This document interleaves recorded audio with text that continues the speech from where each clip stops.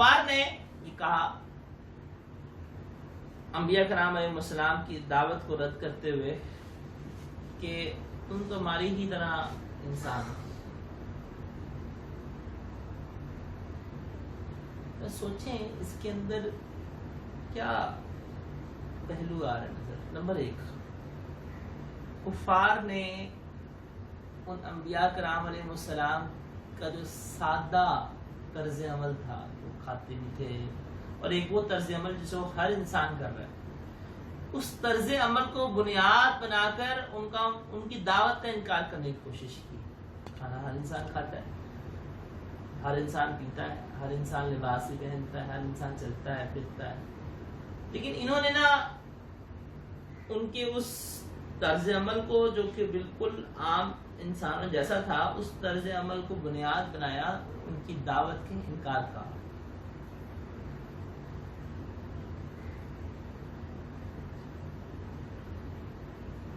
ہم بھی دین کی دعوت کا انکار کرتے ہیں. آج کے زمانے کے اندر بھی بے تحاشا لوگ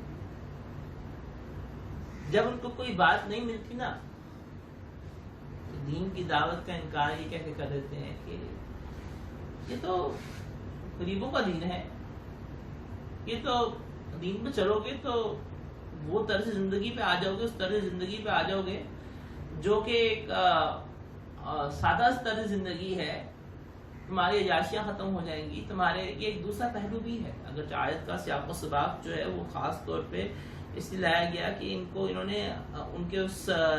بشریت کو دیکھتے ہوئے نبوت کا انکار کیا، مگر اس سے اس قرآن دین کا جو آیت ہوتی ہے وہ ایک خاص معنی کے لیے بیان کی جاتی ہے، جو کہ ہماری فقہ اسلام بات النص کہلاتا ہے، کہ جس کے لیے اس معنی کو لایا گیا ہوتا ہے بیان کرنے کے لیے، تو آیت کا اصل معنی تو وہی ہوتا ہے. مگر جب اللہ جل شانہ نے جو آیات ہیں اس کو فقہ اسلام میں ہم کہتے ہیں کہ دلالت النص کے طور پہ، کہ جو وجہ سے یہ آیت نازل کی گئی وہ حکم اگر یہاں پایا جا رہا ہے، وہ علت جہاں پائی جا رہی ہے، تو مجھے اس علت سے بچنا ہے، اس وجہ سے بچنا ہے. اللہ جل شانہ نے اف کہنے سے منع کیا، والدین کے سامنے اف نہیں کہنا، تو اصل ریزن جو ہے، وجہ ہے، وہ والدین کو تکلیف دینا ہے. تو ہر وہ چیز جو والدین کو تکلیف دے رہی ہے مجھے اس سے بچنا ہے.